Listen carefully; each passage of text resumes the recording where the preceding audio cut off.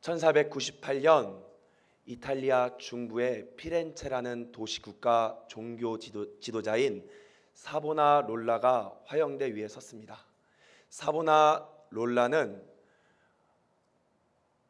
종교적 회복을 통하여 도덕적 이상적인 기독교 국가를 꿈꿨습니다. 그는 검소한 생활을 강조했고 시민들에게 사치품을 태우는 소위 허영의 소각을 단행하였습니다. 그래서 많은 시민들의 지지와 환영을 받았습니다. 그러나 이후에 사람들의 지지와 환영이 사라지고 나서 사보나롤라는 결국 화형을 당하였습니다.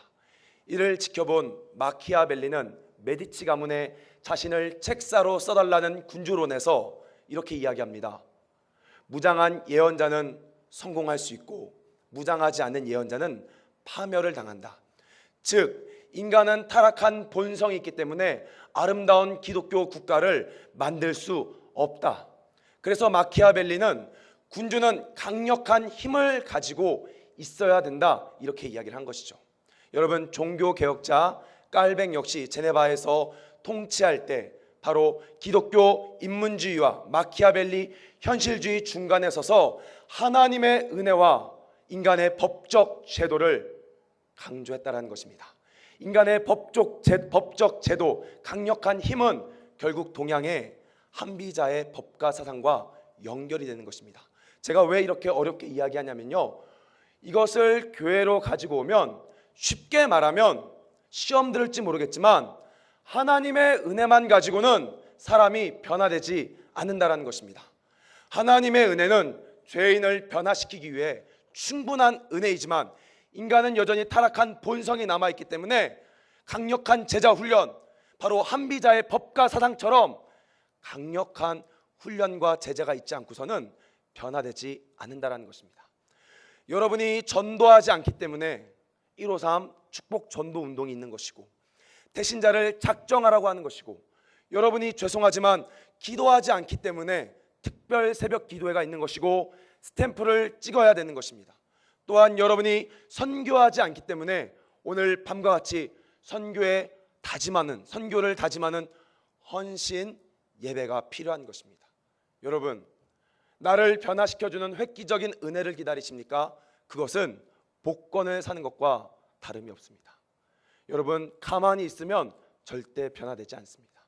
많은 사람들은 언젠가는 내가 변화되겠지, 언젠가는 나도 기도하겠지, 언젠가는 나도 저 열방에 나가 복음을 증거하겠지. 그래서 가만히 기다리면요, 10년이 지나고 20년이 지나도 우리의 신앙은 바뀌지 않는다는 것입니다. 그래서 오늘날 부흥하는 교회를 보면 이 마키아벨리 군주론처럼 강력한 카리스마적 목회 리더십이 있는 교회들은 반드시 지금 부흥을 하고 있습니다. 그런데 여러분들과 함께 오늘 이 밤에 나누고 싶은 말씀은 우리가 그렇게 합시다, 운동합시다, 제자훈련합시다, 이 말보다 그리스도의 복음, 다시 한번 은혜를 나누고 싶다는 것입니다. 왜냐하면 마가복음 1장 17절에 예수님께서 이렇게 말씀하셨습니다. 나를 따라오라, 내가 너를 사람 낚는 어부가 되게 하겠다. 여러분, 여기서 사람을 낚는 어부는 예레미야 16장에 나타난 바로 새 출애굽, 새 이스라엘을 만드는 언약의 일꾼들을 말하고 있는 것입니다. 즉 전도는 주님이 해야 될 일이라는 것입니다. 어떻게 보면, 왜냐하면 이 본문의 말씀을 자세히 들여다보면 예수님의 화자의 의지가 들어와 있다는 것이죠. 나를 따라오라, 내가 너를 사람을 낚는 어부가 되게 하겠다. 바로 어떻게 보면 우리 주님께 달려있는 일이라는 것입니다. 그러면 우리가 해야 될 일은 무엇입니까? 바로 주님을 따라가는 것, 다른 말로 예수 그리스도의 나무에 올바르게 접붙임되는 것, 우리가 그것을 감당할 때 우리 주님은 우리를 통하여 전도자로 만들어주겠다라고 약속했다는 것입니다. 그래서 여러분, 오늘 저와 여러분은 오늘 밤에 우리가 올바르게 접붙임을 당하고 있느냐, 우리가 올바르게 주님을 따라가고 있느냐, 다른 말로 우리가 복음을 알고 있느냐, 그 원론적인 것을 함께 파보려고 합니다. 오늘 여러분 잘 아시는 말씀, 오늘 본문이 어디죠, 여러분? 갈라디아서입니다. 여러분, 갈라디아서 1장 2절에 보면 사도 바울이 갈라디아에게 편지를 했습니다. 그런데 여기 나타난 갈라디아 지방이 쉽게 말하면 이 소아시아 중앙의 북부 켈트족이 있는 북갈라디아인지, 아니면 사도 바울이 1차 전도 여행 가운데 전파했던 비시디아 지방인지에 따라 이 갈라디아 배경과 시기가 조금씩 달라집니다. 그래서 저는 일반적으로 사도 바울이 1차 전도 여행에 전했던 비시디아 남갈라디아서를 따르면서 오늘 본문을 보려고 합니다. 그런데 여러분, 중요한 것은 오늘 본문의 장르는 여러분 서신서입니다. 편지입니다. 이 편지의 가장 중요한 것은 바로 편지를 쓰는 바울의 심정을 우리는 읽어볼 줄 알아야 된다는 것입니다. 그러기 위해서 사도 바울이 자신을 뭐라고 표현했는지를 우리는 먼저 점검해 봐야 되는 것입니다. 우리 갈라디아서 1장 2절 말씀 한번 1장 1절 말씀입니다. 함께 읽겠습니다. 시작.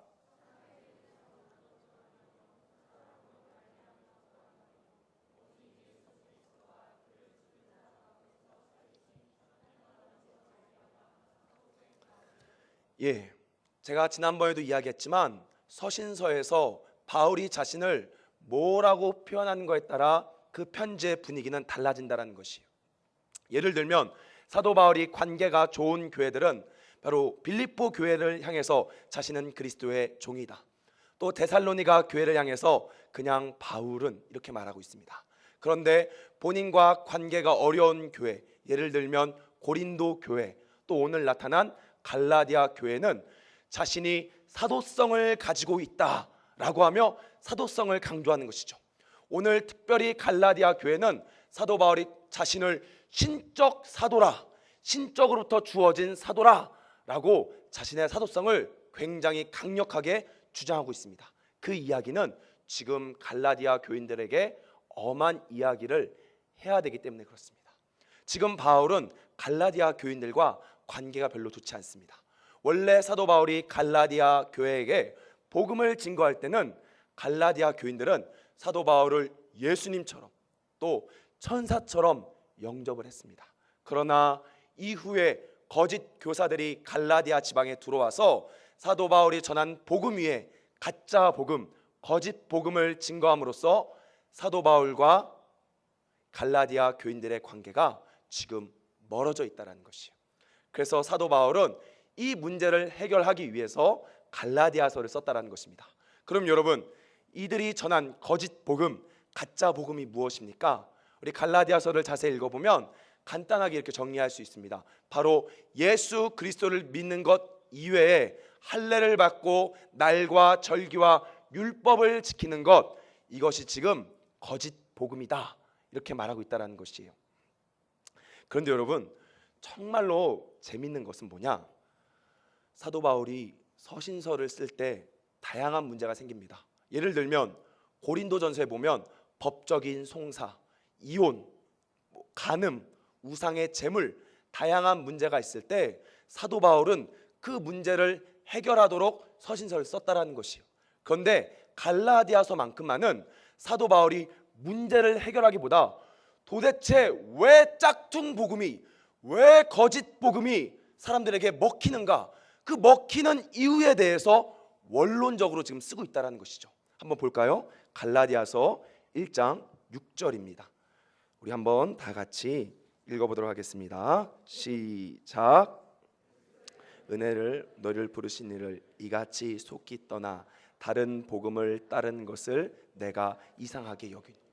예, 사도 바울이 지금 거짓 복음 자체가 문제라기보다는 왜 거짓 복음을 따라가느냐, 왜 사람들이 거짓 복음이 먹히느냐, 그것을 지금 이야기하고 있다는 것이에요. 그래서 사도 바울은 단순히 거짓 복음을 해결하는 차원을 넘어서 지금 원론으로 다시 들어가고 있습니다. 갈라디아서 4장 19절 말씀 한번 또 읽어보도록 하겠습니다. 함께 읽겠습니다. 시작. 나의 자녀들아, 너희 속에 그리스도의 형상을 이루기까지 다시 너희를 위하여 해산하는 수고를 하노니. 예, 이렇다라는 것이요. 이게 갈라디아서의 굉장히 독특한 특징이라는 것입니다.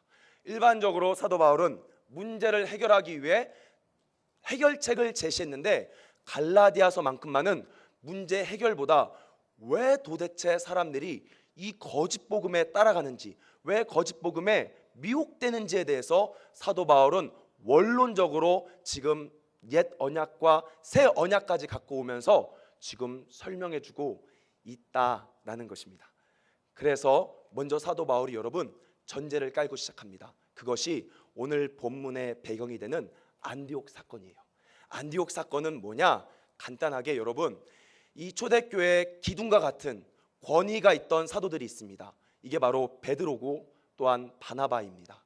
이 베드로와 바나바 역시 거짓 복음에 넘어갈 수 있는 가능성을 보여준 것이 바로 안디옥 사건이라는 것이에요. 이 안디옥 사건이 뭐냐? 바로 율법을 지켰던 베드로와 바나바가 이방인들과 함께 밥을 먹다가 야고보에게서 온 형제들을 보고 순간 도망간 사건입니다.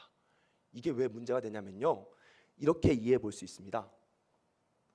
제가 2006년도에 군대에서 전역을 했습니다. 전역을 하고 나서 한 달도 안 지나서 제 부대에 다시 방문해서 위문 행사를 열어줬어요. 이때 위병소를 지나가는데 갑자기 별 2개가 달려있는 레토나가 들어가는 것입니다. 근데 여러분, 저도 모르게 그 레토나를 본 순간 저는 민간인임에도 불구하고 손이 이렇게 올라가면서 다리가 후들후들 거리고 있는 거예요. 이것이 바로 바나바와 베드로가 넘어갔던 이유라는 것이에요. 뭐냐면 원래 유대인들은 이방인들과 상종할 수 없습니다.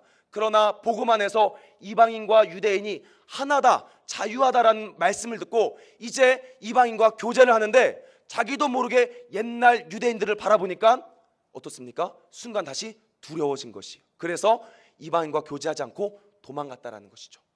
지금 사도 바울은 갈라디아 교회를 향해서 기둥같이 여기는 베드로와 바나바 역시 이 거짓 복음에 넘어갈 수 있는 가능성이 있었던 사건을 보여주며, 그래, 내가 인정한다. 이 거짓 복음이 넘어갈 수밖에 없는 패러다임이 있다. 우리 안에 그런 문제들이 있다. 그래서 그 문제를 정확히 드러내며 거짓 복음을 배척해야 되는 것을 명확하게 갈라디아서에 이야기하고 있다는 것이에요. 여러분, 제가 한 가지 묻겠습니다. 갈라디아 교인들은 원래 유대인들입니까? 아니면 율법을 지키는 유대인들입니까? 아니면 이방인들입니까? 한번 대답해 주실래요? 원래 율법을 지키는 유대인입니까? 아니면 이방인입니까? 바로 이방인이죠. 그럼 이방인이면 여러분 원래 율법이 있었어요? 없었어요? 없었죠. 근데 왜 다시 율법으로 돌아가려고 하냐라는 것이에요. 원래 유대인들은 과거에 지켰던 습관이 남아있기 때문에 아까 같이 베드로와 바나바 역시 돌아갈 수는 있지만 왜 갈라디아 교인들은 원래 율법을 지키는 유대인이 아닌데도 왜 율법이 먹히냐는 것입니다. 바로 그 이유가 갈라디아서 3장 19절에 나타나고 있습니다. 우리 함께 읽어보겠습니다. 함께 읽겠습니다. 시작.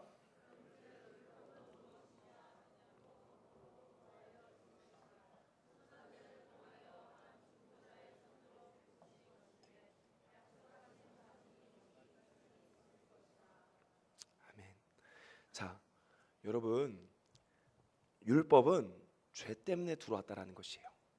한번 제 말을 잘 들어보십시오. 하나님 말씀대로 살아야 되지 않습니까? 맞습니까? 아멘. 말씀에 순종해야 되지 않습니까? 아멘.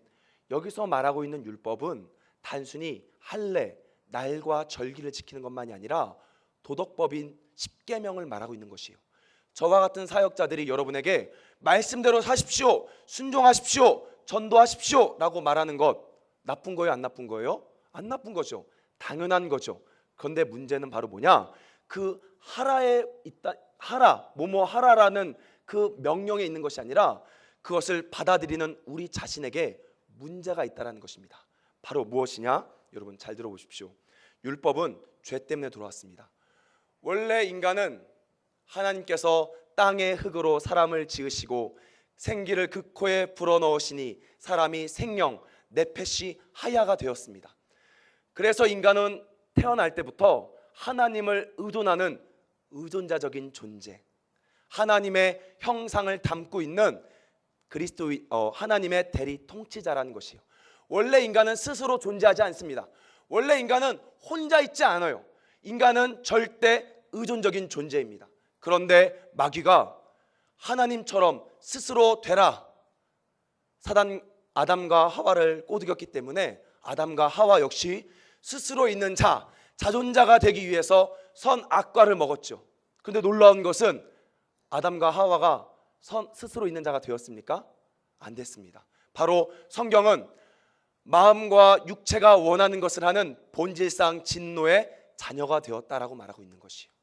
여러분, 무슨 말이냐면 아담과 하와는 처음부터 스스로 있겠다라고 고백하며 스스로 있고자 하여 선악과를 먹었지만 한 번도 스스로 있는 자존자가 되지 않았다라는 것이에요. 왜? 인간은 원래 의존자, 인간은 원래 질그릇이기 때문에 그렇습니다. 그런데 중요한 것은 무엇이냐면 율법은 너가 하라라고 말하고 있는 것입니다. 신명기 28장 1절에 보면 내가 내 명령을 삼가 지켜 행하라 라고 말하고 있는 것이죠. 즉 다른 말로 이야기하면 우리 인간은 원래 무엇을 하는 존재가 아니라는 사실입니다. 원래 인간은 자존자로서 스스로 말씀을 성취하고 말씀을 이루고 하나님의 뜻대로 사는 존재가 아니라는 것이에요. 인간은 원래 의존자라는 것입니다. 그런데 인간이 스스로 자존자가 되기 위해서 선악과를 먹었는데 그 먹은 인간은 자존자가 된 것이 아니라 마귀의 의존자가 된 것입니다. 이것을 향해서 성경은 인간이 복음을 받아들이기 위해 인식론적 차원에서 너무 어리기 때문에 율법이 주어졌다라고 말하고 있는 것이에요. 우리 갈라디아서 4장 1절 말씀 한번 읽어보겠습니다. 우리 함께 읽겠습니다. 시작. 내가 또 말하노니 유업을 이을 자가 모든 것의 주인이나 어렸을 동안에는 종과 다름이 없어서.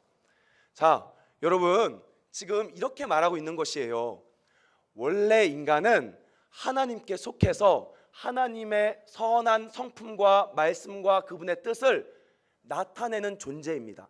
인간이 무언가 하는 존재가 아니라 열매를 만드는 존재가 아니라 베어링, 맺히게 하는 존재라는 것이에요. 그런데 인간은 스스로 혼자 있고자 선악과를 먹었는데 결국 그 인간은 스스로 있는 것이 아니라 마귀에게 속해 있죠. 그래서 결국 인간은 스스로 율법을 행할 수가 없습니다. 그것을 깨달을 수가 없어요. 제가 여러분은 스스로 있는 존재가 아니라 지금 마귀에게 속한 존재입니다, 이렇게 말하면 여러분 마음에 감동이 오겠습니까? 아니죠. 그래서 율법이 주어졌다는 것이요. 그 율법이 우리가 스스로 있는 존재가 아니구나, 나에게는 문제가 있구나, 나는 하나님의 뜻을 행할 수가 없구나, 그것을 깨닫게 하기 위해서 한시적으로 주어졌다라고 지금 갈라디아서는 그 이야기를 하고 있는 것입니다. 여러분 무슨 말인지 이해되십니까? 조금 어렵죠? 저도 설명하면서 지금 굉장히 어려운데 다시 한번 제가 이야기를 하도록 하겠습니다. 원래 인간은 스스로 있는 존재가 아니라 하나님의 형상을 담고 있는 대리 통치자라는 것이요. 이것을 다른 말로 의존하는 자, 의존자라는 것이에요. 근데 인간이 스스로 있는 자, 하나님과 같이 선과 악을 스스로 결정하며 스스로 있는 자처럼 되기 위해서 선악과를 먹었죠. 근데 인간이 실제적으로 보면 스스로 있는 자가 된 것이 아니라 어디에 속하게 된 거죠? 마귀에게 속하게 된 거예요.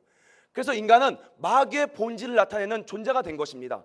그런데 우리는 태어날 때부터 마귀에게 속했다라고 여러분 말합니까? 아니죠. 나는 원래 혼자 있는 존재야. 나는 자존자라고 우리는 배워왔고 그렇게 믿었다라는 것이에요. 근데 복음은 너희가 원래 죄인이다, 그 말을 하고 깨달아야 되는 것인데 인간 스스로가 그것을 깨닫습니까? 못 깨닫는다는 것이에요. 그래서 우리 가운데 무엇을 줬습니까? 율법을 준 거래요. 그래서 율법을 지켜야지 할 때마다 율법이 제대로 안 지켜진다는 것이죠. 그래서 스스로 있는 나가 문제가 있구나, 다른 말로 이야기하면 나 앞에는 마귀의 열매를 나타내는 나구나, 그것을 깨달을 때까지 율법은 그 역할을 한다라는 것이에요. 그래서 여러분, 그것을 깨달은 사람은 무엇을 합니까? 바로 나는 없구나, 자기를 부인하는 것입니다. 여러분, 복음의 시작은 나를 부인하는 것이에요. 오늘 갈라디아서, 오늘 본문에 보면 갈라디아서 2장 20절 말씀 우리 한번 읽어보도록 하겠습니다. 함께 읽겠습니다. 시작.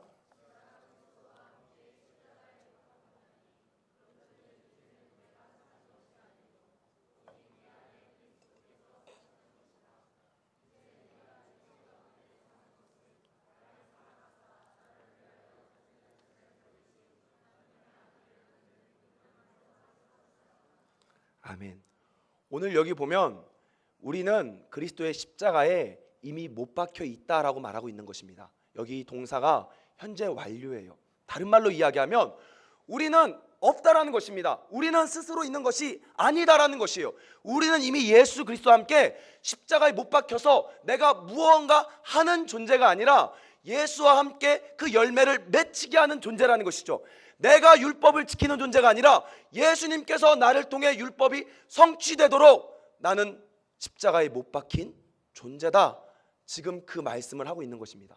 여러분, 전도는요 지금 대각성 운동입니다. 왜 그러냐면 말씀은요 흉내낼 수 있습니다.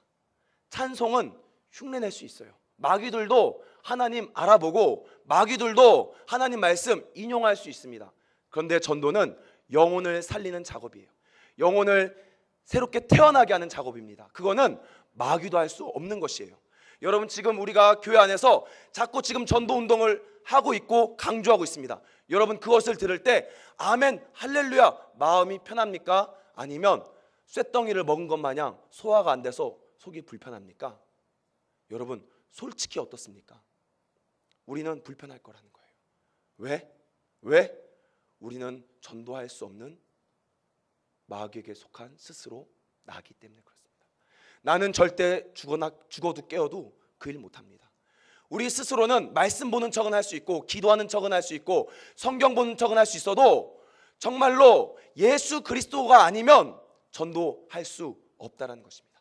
그래서 여러분, 교회에서 지금 계속 전도 운동을 강조하는 것은 뭔가 숫자가 늘어나서 우리 교회 부흥합시다의 그 차원을 넘어서 나 스스로가 지금 스스로 있는 존재가 아니구나, 나는 예수와 함께 십자가에 죽어있는 존재구나, 그리스도 안에 있는 나를 발견하게 하는 대각성 운동이라는 사실입니다. 믿으십니까? 여러분, 스스로 한번 자신의 잣대를 대보십시오. 전도하는 것이 편합니까?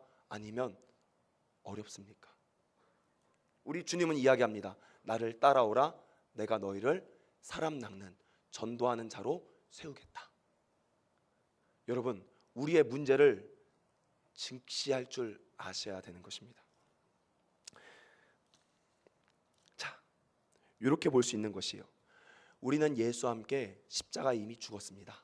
여러분, 오늘부터 고백하십시오. 나는 열매를 만드는 자가 아니라 열매를 맺게 하는 자다. 따라합시다. 나는 열매를 만드는 자가 아니라 열매를 맺게 하는 자다. 여러분, 이 차이점 이해되십니까? 하나님 말씀을, 율법은 우리가 지키는 게 아니라는 것이에요. 율법은 반드시 지켜야 됩니다. 율법을 지키지 않으면 저주가 임합니다. 그러나 우리 본질은 원래 지키는 존재가 아니라 담고 있는 그릇이라는 것이에요.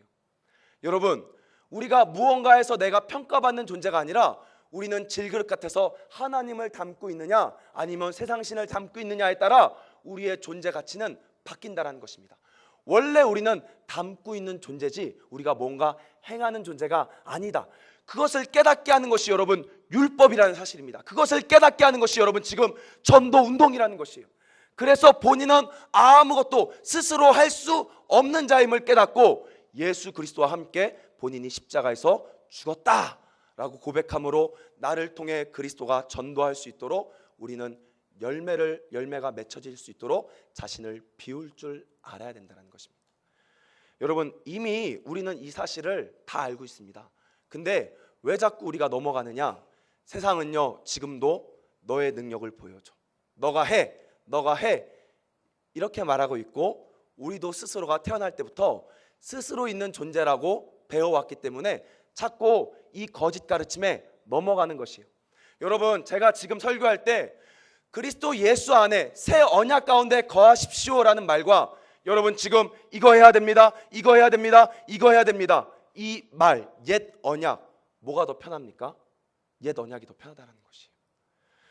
이것을 향해서 갈라디아서 4장 29절은 설명합니다. 우리 함께 읽어보겠습니다. 시작. 그러나 그때 육체를 따라 난 자가 성령을 따라 난 자를 박해한 것 같이 이제도 그러하도다. 여러분, 지금 이것이 옛 언약과 새 언약의 차이를 이야기하고 있는 것이에요. 지금 여러분, 제가 여러분에게 여러분 새 언약 가운데 예수님이 여러분을 통해 전도할 수 있도록, 예수님이 여러분을 통해 기도할 수 있도록, 예수님이 여러분을 통해 말씀 읽을 수 있도록 거하십시오 라는 이 말과 여러분 기도하세요, 여러분 전도하세요, 여러분 말씀 보세요 라고 하는 이 옛 언약의 말, 이 두 가지 중에 옛 언약이 맞는 것 같고 옛 언약이 더 편한 것 같다라는 것이에요.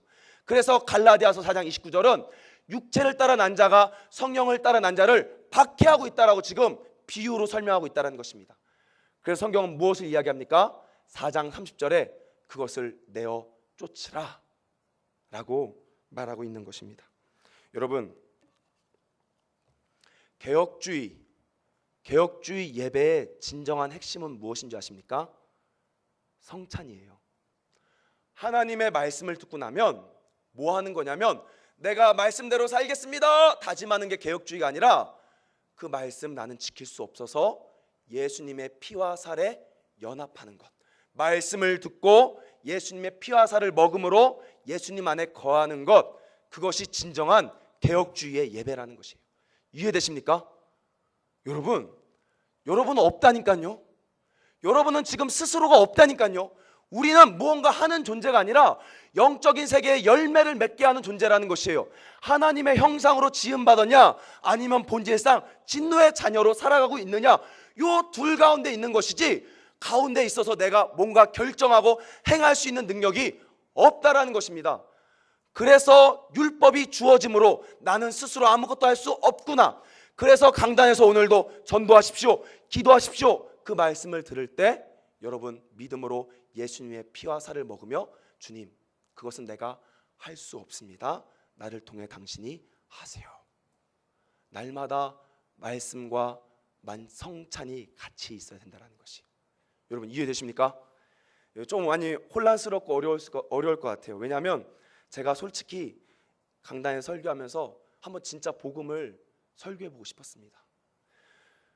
이것에 대해서 한 가지 더 여러분에게 명제를 던져주고 말씀을 마치겠습니다. 누가복음 16장 16절 18절 16절부터 18절까지 한번 읽어보도록 하겠습니다.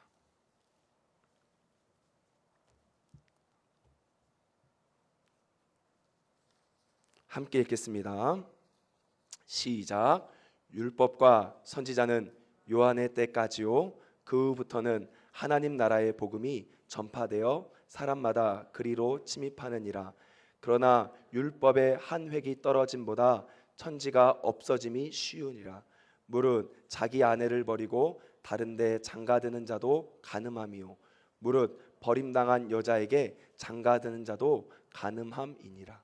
여러분, 지금 예수님께서는요 옛 언약과 새 언약의 날카로운 칼날을 이야기하고 있는 것입니다. 자, 보면 여기 옳지 않는 청지기 비유가 첫 번째 나옵니다. 16장에 보면 이거는 뭐냐면 그의 직무가 끝났고 새 시대가 왔다라는 것이에요. 다른 말로 말하면 지금 율법이 아닌 하나님 나라의 복음, 새 언약의 시대가 왔다라는 것입니다. 옛 시대가 끝났다라고 지금 이야기하고 있는 것이에요. 그리고 나서 여러분 19절부터 31절까지 보면 율법이 왜 필요한지에 대해서 부자와 나사로 비유를 통해서 율법이 있어야 회개한다는 것을 이야기하고 있는 것입니다. 이것을 예수님께서 18절에 이렇게 비유하고 있는 것이에요. 무릇 자기 아내 율법을 버리고 다른 데 가면, 율법을 안 지키면 간음하는 자요, 이미 버려진, 이제 율법의 구약이 버려진 그 여자에게 여러분이 결혼하면 그것 또한 간음하는 자다. 지금 이 말씀하고 있는 것이에요. 이해되십니까? 지금 저는 여러분에게 논리적으로 말이 안 되는 말 하고 있는 것이에요. 율법을 안 지키면 간음하는 거고 율법을 지키면 간음하는 거다. 그럼 어떻게 하라는 거예요? 어떻게 하라는 거예요, 이게? 무릇 자기 아내, 우리는 하나님의 언약과 결혼한 거예요. 율법과 결혼한 것입니다. 그 아내를 버리고 다른 데 가면, 율법을 안 지키고 막 살면 간음하는 거고, 이미 율법이 버림당했기 때문에 그것에 따라 옛 언약 안에 머무르면 여전히 간음하는 거다. 지금 예수님은 이 누가복음 16장 가운데 그 날카로운 칼날을 이야기하고 있는 것입니다. 여러분, 율법은 안 없어집니다. 근데 율법은 여러분이 지키면 여러분 망하는 거예요. 그래서 어떻게 합니까? 내가 율법에 대하여 죽었다. 율법은 없어지지 않으니까, 율법은 죽을 수가 없으니까 누가 죽습니까? 내가 율법에 대해, 나는 더 이상 율법을 지키는 존재가 아니다. 나는 율법을 지킬 수도 없고 지킬 수 없는 존재다. 바로 이제는 내가 지키는 것 아니고 내 안에 계신 그리스도가 나를 통해 그 일들을 행하는 것이다. 이게 바로 갈라디아서 2장 20절의 가르침입니다. 저는 여러분들에게 단 한 번만이라도 이 복음의 은혜를 경험하길 소망합니다. 여러분, 빨리 여러분 깨달으셔야 되는 것이에요. 나는 심각한 문제가 있다는 걸 여러분 아셔야 되는 것입니다. 나는 더 이상 전도할 수도 없고 나는 더 이상 제자로 살아갈 수 없는 심각한 오류 안에 있어서 여러분이 해야 될 것은 더 이상 무언가 하는 존재가 아니라 바로 나의 아버지를 바꾸는 것, 내가 하는 것 아니라 마귀의 자녀로서 살아가는 것 아니라 나는 죽고 예수가 사는 것. 여러분, 그것을 믿으시는 저와 여러분 되시길 소망합니다.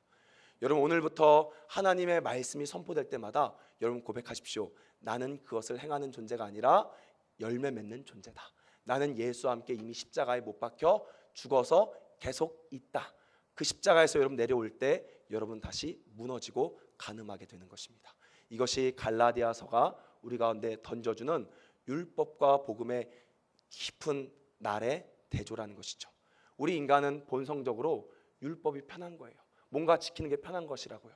그러나 여러분, 다시 한번 강조하는 것은 나는 없다라는 거예요. 스스로 나는 존재하지 않다라는 것입니다. 나는 무언가 지키는 존재가 아니라 무엇을 담고 있는 것을 통해 나의 본질이 결정되는 존재, 바로 하나님의 형상이라는 것입니다. 여러분, 오늘 저와 여러분이 만약에 열매가 없다라고 하면 열매를 맺어야지라는 결단보다 다시 그리스도 안으로 들어가시길 소망합니다. 기도하겠습니다.